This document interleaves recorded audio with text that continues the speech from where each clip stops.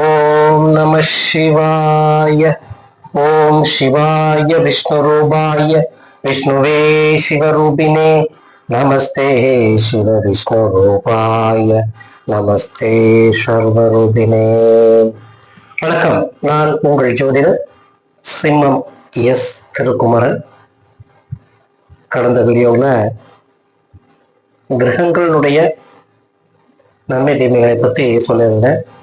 அதுலேயே பார்த்தீங்கன்னாக்க அடுத்த வீடியோ வாஸ்து சம்பந்தமான வீடியோ போடலாம் அப்படின்னு சொல்லியிருந்தேன். இந்த வாஸ்து ஏற்கனவே வீடியோக்கள்லாம் நான் சொல்லியிருக்கேன், வாஸ்து சம்பந்தமான வீடியோக்கள் சொல்லியிருக்கேன். இருந்தாலும் கூட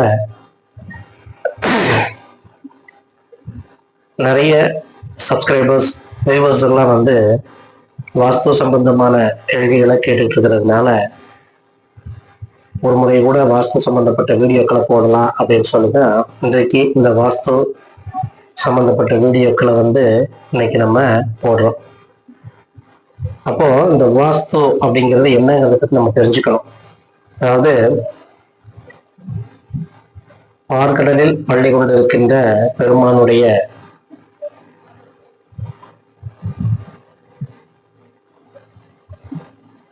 ஒரு அவதாரம் சொல்லலாம். அதுதான் வாஸ்து. அதாவது விஸ்வகர்மா அப்படின்னு சொல்லுவாங்க.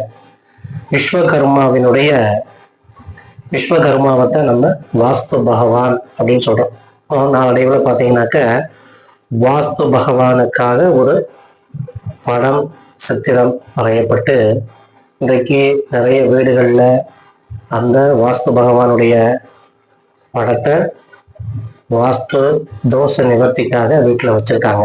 அப்போ இந்த வாஸ்து பகவானுடைய ஒவ்வொரு தெய்வங்களுடைய சித்திரத்தை படத்தை வரைஞ்சது போல வாஸ்து பகவானுக்கும் படத்தை வரைந்து அந்த படத்திற்கு வாஸ்து பகவானுடைய படத்திற்கும் நம்ம கவர்மெண்ட்ல அங்கீகாரம் பெற்றிருக்காங்க. அப்போ இன்றைக்கு வாஸ்து பகவான் இப்படித்தான் இருப்பாரு அப்படின்னு சொல்லிட்டு நம்பிக்கையின் அடிப்படையில வாஸ்து பகவானை நாம கும்பிட்டு இருக்கிறோம். ஆனாலும் கூட இந்த வாஸ்து பகவான் அப்படின்னாக்க விஸ்வகர்மா தான் பாத்தீங்கன்னாக்க நிறைய புராண கதைகள் கேட்டிருப்போம். எப்படின்னு கேட்டீங்கன்னாக்க இந்த விஸ்வகர்மா தான் பாத்தீங்கன்னாக்க அரண்மனைகள், தெய்வத்தின் இருப்பிடங்களை செய்தவர், வீடுகளை அமைத்தவர், கோபுரங்களை அமைத்தவர். மகாபாரத கதைகள்ல கூட, இதிகாச கதைகள்ல கூட நம்ம நிறைய கேட்டிருப்போம். எப்படின்னு கேட்டீங்கன்னாக்க விஸ்வகர்மாவை வைத்துதான் இந்த பஞ்ச பாண்டவர்கள் தன்னுடைய மாளிகையை செஞ்சுட்டாங்க, அந்த அரண்மனையை அவர்கள் செய்து கொண்டார்கள் என்பது கதை. நம்ம நிறைய மகாபாரதங்கள்ல நம்ம கேள்விப்பட்டிருப்போம். அதுபோல அந்த விஸ்வகர்மா தான் அனைத்து விதமான ஆயுதங்களையும் தெய்வங்களுக்கு படைத்தவர். இதெல்லாம் புராண கதைகள்ல இருக்கு. அப்போ விஸ்வகர்மா தான் பாத்தீங்கன்னாக்க அந்த வீட்டிற்கு அந்த தெய்வத்தை தான் நம்ம விஸ்வகர்மா தெய்வத்தை தான் நம்ம மணங்கணும்னாக்கா அந்த வாஸ்து சம்பந்தப்பட்ட விஷயங்கள் நமக்கு தோஷங்கள் இருந்தாலும் கூட நிவர்த்தி ஆகும். இந்த வாஸ்து ரொம்ப பெரிய ஒரு இம்பார்ட்டண்டானது. அதாவது ஒரு வீடு அமைக்கும் போது அந்த வாஸ்து நம்ம பார்த்துக்கணும். எப்படின்னு கேட்டீங்கன்னாக்க அஷ்டதிக்க பாலகர்களை முறைப்படி நம்ம வணங்கி வாஸ்து பகவானை வணங்கி வாஸ்து பகவானுக்குரிய பூஜை புனஸ்காரங்களை எல்லாத்தையும் நம்ம செய்து, இப்போ ஒரு மனை வாங்குறோம் அப்படின்னா கூட அந்த மனை வாங்கும்போது பல விஷயங்களை நம்ம கருத்துல எடுத்துக்கணும். எப்படின்னு பார்த்தோம்னாக்கா ஒரு மனை வாங்க போறோம் அப்படின்னாக்கா பூர்வீகம் கொண்ட மனை அப்படின்னாக்கா அந்த பூர்வீகத்துல என்ன விஷயத்திற்காக அந்த மனைகள் விற்கப்படுகிறது. இப்போ பொதுவாக பாத்தீங்கன்னாக்கா ஒரு மனை வாங்கும்போது அந்த மனை ரொம்ப சிரமப்பட்டு கடல்ல போய் அந்த மனையை சேல்ஸ் பண்ணுவாங்க. அப்போ அந்த மனையை வாங்கக்கூடியவர்கள் அந்த இடத்துல தோஷ நிவர்த்திகள்லாம் நிச்சயமாக செய்து கொள்ள வேண்டும். ஏன்னா ஏற்கனவே அந்த மனையை வைத்திருந்தவர் கடன் பிரச்சனையினால அந்த இடத்தை அவர் விற்பனை செய்கிறார். அப்போ விற்பனை செய்யும் போது அவரே கடன்ல இருக்கிறாரு. அந்த கடனில் அந்த இடத்தை விற்கும் போது அந்த இடத்தில் தோஷம் இருப்பதனால் அவர் அந்த அந்த இடத்தை அவர் விற்கிறார். அவரால் சமாளிக்க முடியல, கடன் பிரச்சனைகளால அந்த இடத்தை விற்பனை செய்கிறார். அப்போ அந்த இடத்தை வாங்கி அந்த இடத்துல ஒரு வீடு போடும்போது நம்ம நிச்சயமாக தோஷ நிவர்த்திகளை எல்லாம் செய்து கொள்ள வேண்டும். ஏற்கனவே அவர் கடன்ல இருக்காரு. கடன் இருக்கிறவருடைய இடத்தை வாங்கணும்னாக்க நமக்கும் அந்த பிரச்சனை தான் நமக்கும் வரும். இப்போ இது போல நிறைய அனுபவ ரீதியாகவும் நிறைய கேள்விப்பட்ட அனுபவ ரீதியாகவும் தெரிந்து கொண்டு நாம் இந்த வீடியோக்கள் எல்லாம் சொல்லி கொண்டு இருக்கிறோம். அப்போ இந்த வாஸ்து, அப்போ எந்த மாதிரியான மனைகள் வாங்க வேண்டும் அப்படின்னு ஒரு கணக்கு இருக்கு. அப்போ மனைகள் வாங்கும் போது அந்த மனை என்ன விஷயத்திற்காக அவர்கள் விற்கிறார்கள், என்ன காரியங்களுக்காக அவர்கள் அதை விற்பனை செய்கிறார்கள் என்பதை நம்ம பார்த்து கொள்ள வேண்டும். அப்போ அந்த விஷயம் நல்ல விஷயமாக இருக்குமே, ஆனால் அந்த மனையை வாங்கும் போது நமக்கு நற்காரியங்கள்லாம் நமக்கு நடக்கும். உதாரணமாக திருமணம் சம்பந்தமாக, படிப்பு சம்பந்தமாக, இந்த மாதிரி எல்லாம் மனையை விற்று அவர்கள் பிள்ளைகளுடைய படிப்பு செலவுக்காக அவர்கள் அந்த மனையை விற்று படிக்க வைக்கிறாங்க அப்படின்னாக்க அது நற்காரியங்கள். திருமண காரியங்களுக்காக அவர் விற்கிறார்கள் என்றால் அது நற்காரியங்கள். அப்போ அந்த மாதிரியான காரியங்களை அவர்கள் விற்கிறார்கள் என்றால் அவர்களை நம்ம நார்மலா ஒரு மனை வாங்கும் போது நம்ம கேட்போம், எதில் என்ன காரணத்திற்காக அந்த மனையை நீங்க விற்கிறீங்க அப்படின்னு நம்ம கேட்டோம்னாக்க அவங்க சொல்லுவாங்க என்ன காரணத்துக்குன்னு சொல்லிட்டு. சிலர் சொல்லுவாங்க, சிலர் சொல்ல மாட்டாங்க. ஆனாலும் கூட நம்ம தெரிந்து கொள்ள வேண்டும் அந்த மனை என்ன காரணத்துக்காக விற்கிறார்கள் என்பதை தெரிந்து கொண்டு அந்த மனையை வாங்கினோம் என்றால் அந்த மனையில் நமக்கு சிறப்பான உண்மை தரும். அப்போ இந்த விஷயங்கள்லாம் மனையை வாங்கும்போது நம்ம பார்க்கணும். வாங்கினதுக்கு பிறகு அந்த இடத்தில் நம்ம வாஸ்து பகவானுடைய பூஜைகள் எல்லாம் செய்துதான் நாம ஒரு கட்டடம் கட்டணும். இப்போ சில கட்டடங்கள்லாம் பாத்தீங்கன்னாக்க அந்த வாஸ்து தோஷம் செய்யாம கட்டக்கூடிய கட்டடங்கள் பாத்தீங்கன்னா பேஸ் மட்டத்தோட நின்றோம்.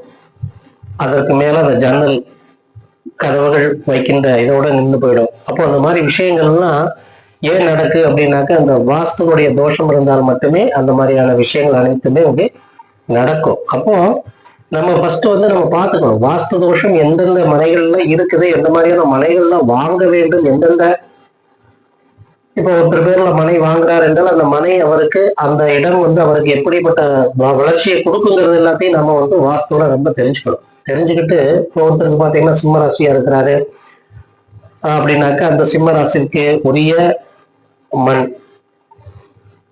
இருக்கு. அப்போ அந்த சிம்ம ராசிக்கு உண்டான மண் வளமிக்க மனையை வாங்கும் போது அவருக்கு சிறப்பான யோகத்தை கொடுக்கும்.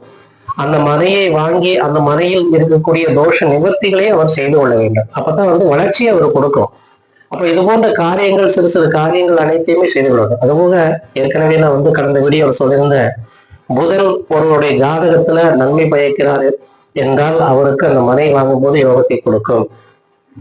புதன் பகவான் ஒருவருடைய ஜாதகத்தில் அஸ்தங்கமாகையோ அவயோகமாகவோ வக்ரம் பெற்றோ இருக்கிறாரே ஆனால் அவருடைய மனை கடன் சம்பந்தப்பட்ட விஷயங்களில் சிக்கிக்கொள்ளும். அப்போ குடும்பத்துல இருக்கிறவங்களுடைய யார் பேர்ல நம்ம மனை வாங்கினா நல்லா இருக்குங்கிறதை தெரிஞ்சு அதற்கு தகுந்தாற்போல் உள்ள மனைகளை நம்ம வாங்கிக்கணும். யார் பேர்ல வாங்கணும் அப்படிங்கிறதையும் நம்ம தெரிந்து வாங்க வேண்டும். இப்போ வீட்டில் இருக்கக்கூடிய பெண்களின் பெயரில் நம்ம மனை வாங்குறோம் அப்படின்னாக்க அந்த குடும்பம் செழிப்பாக இருக்கும்.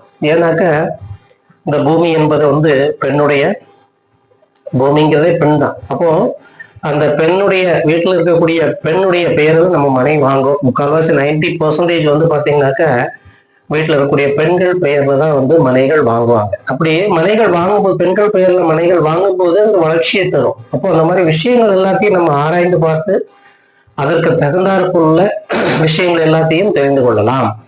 அப்போ இப்போ வாஸ்து பார்க்குறோம். ஒரு வாஸ்து பார்க்கும்போது வாஸ்து அந்த இடத்துல நம்ம ஏற்கனவே அந்த இடத்துல போர் போட்டிருக்காங்க, போர் எல்லாம் பார்த்து மூடாம இருக்கு அப்படின்னாக்கா அந்த போர் எல்லாம் மூடுறதுக்கு ப்ராப்பரான ஒரு பூஜை முறைகளை எல்லாம் செய்து கொள்ள வேண்டும். அப்போ அந்த பூஜை முறைகளை செய்து அந்த இடத்துல அந்த அந்த போரை நம்ம மூடணும். அதுபோக தண்ணீர் தொட்டி அமைப்பது, நீர் பாத்தீங்கன்னாக்கா நம்ம இடத்துலயே நீரை நம்ம போர் போட்டு எடுத்து அந்த இடத்துல வீடு கட்டும் போது சிறப்பான ஒரு பலன்களை எல்லாம் அது நமக்கு செய்து தரும். அப்போ சில சில விஷயங்கள் எல்லாம் இருக்கு, அதெல்லாம் கருத்துல எடுத்துக்கிட்டு தான் நம்ம ஒரு வீடு கட்ட ஆரம்பிக்க வேண்டும், ஒரு மனை வாங்க வேண்டும்.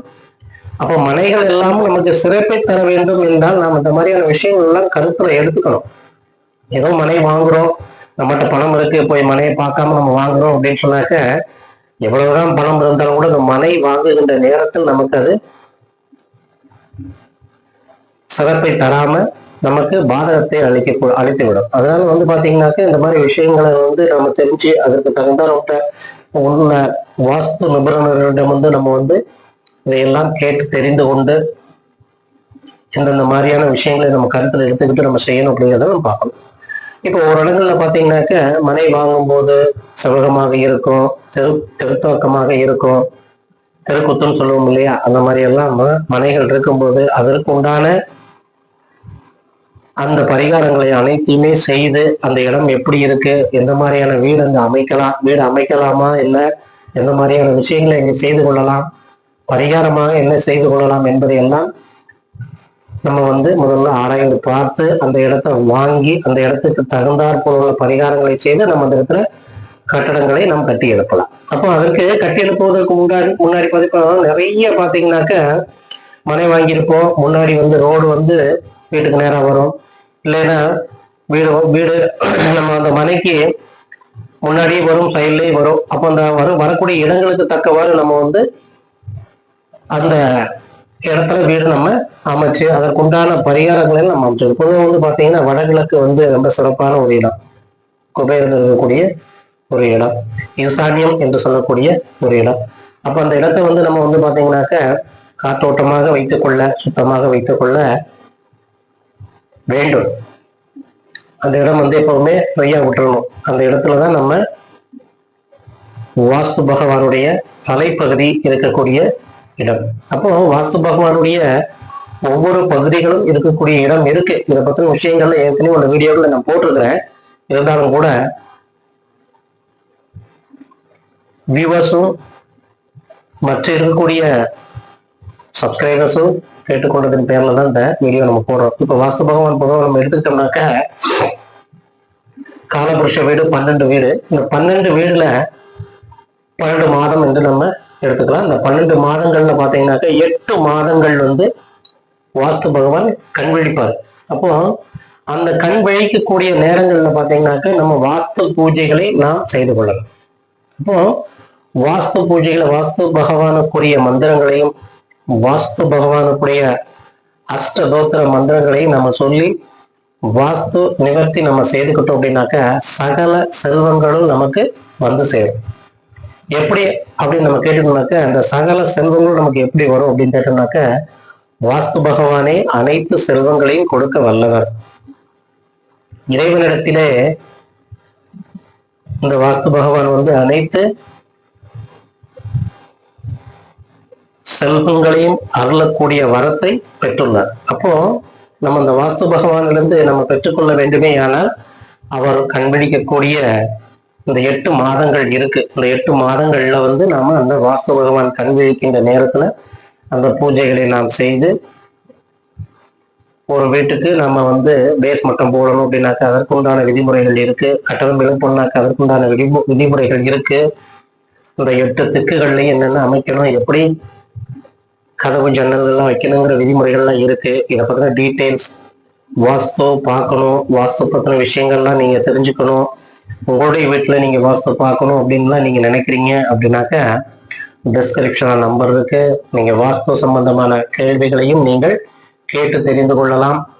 வாஸ்து உங்க வீட்டுல இருந்துச்சுன்னா நிச்சயமாக உங்களுடைய ஜாதகத்திலையும் வாஸ்து சம்பந்தப்பட்ட விஷயங்கள் இருக்கும். அந்த வாஸ்து சம்பந்தப்பட்ட விஷயங்கள் உங்க ஜாதகத்திலையும் ஆராய்ந்து பார்த்து அதை சரி செய்து நிவர்த்தி செய்து கொள்ளலாம்.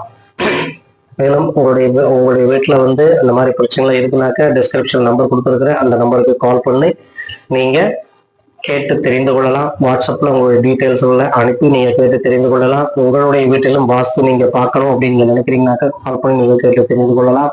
வியூவர்ஸ் அண்ட் சப்ஸ்கிரைபர் அனைவருக்கும் வாழ்க வளத்துடன் நான் உங்கள் ஜோதிடர் சிம்மம் எஸ் திருக்குமரன். நன்றி, வணக்கம்.